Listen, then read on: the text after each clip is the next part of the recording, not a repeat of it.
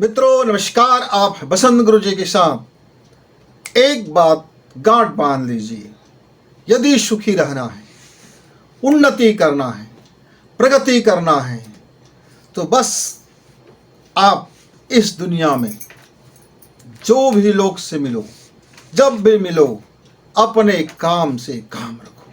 दुनिया आपको मतलबी कहे कहने दो, दुनिया आपको स्वार्थी कहे कहने दो, दुनिया आपको महस्वार्थी कहे कहने दो।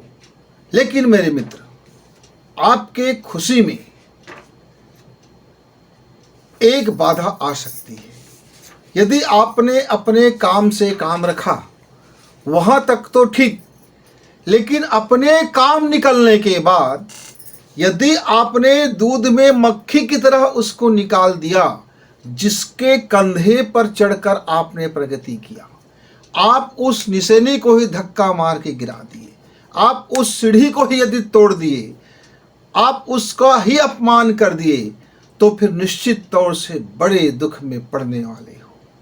लेकिन यदि आपने अपने काम निकाला, आपका काम हो गया, बस इससे ज़्यादा मतलब मत रखो और अपना रास्ता नाप लो, अपनी ज़िंदगी जियो, अपनी खुशी में रहो, अपनी हंसी में रहो, अपनी मस्ती में रहो, अपनी मौज में रहो, अपने घर में रहो, अपने परिवार में रहो, अपनों के साथ में रहो, अपने साथ में रहो, तो ज़िंदगी खुशियों से भरा रहेगा। लेकिन होता यही है कि आपका काम निकल जाने के बाद, जिसके बदौलत आपका काम हुआ है, आप उसी का अपमान कर बैठते हो, आप उसी को ठेंगा दिखा देते हो। उसी की मुसीबत आता है तब आप पल्ले झाड़ देते हो।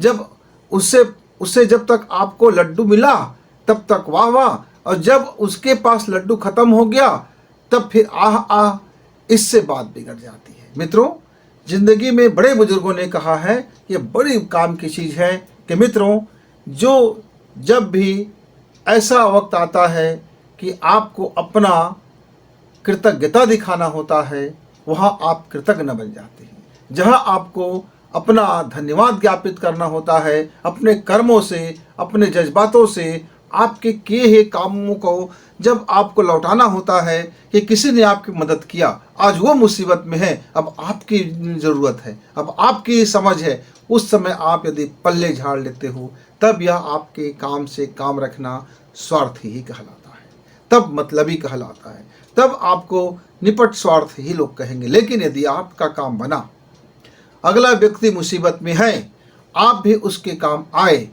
तब फिर ये साहचर्य का नियम होता है।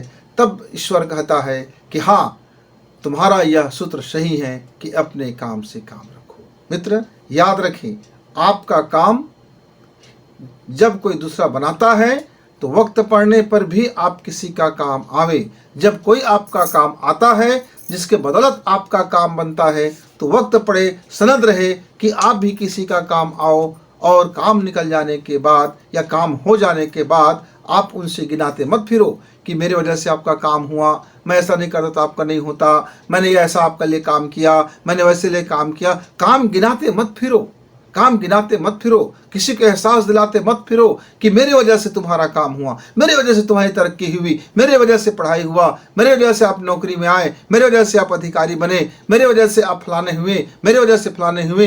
ये आपकी गरिमा को घटा देगी और आपको दुख का पात्र बना देगा।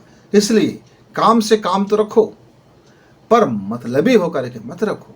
हाँ, काम से काम, यदि जब तक आप शुद्ध मन से, चैतन्य मन से इस फार्मूला में जिंदगी जीते रहेंगे, खुश रहेंगे, सदा खुश रहेंगे और प्रसन्न रहेंगे। इसलिए मेरे मित्रों, दूसरे के काम पर टांग मत अड़ाना, दूसरे के फटी कमीज पर अपनी टांग मत घुसेड़ देना।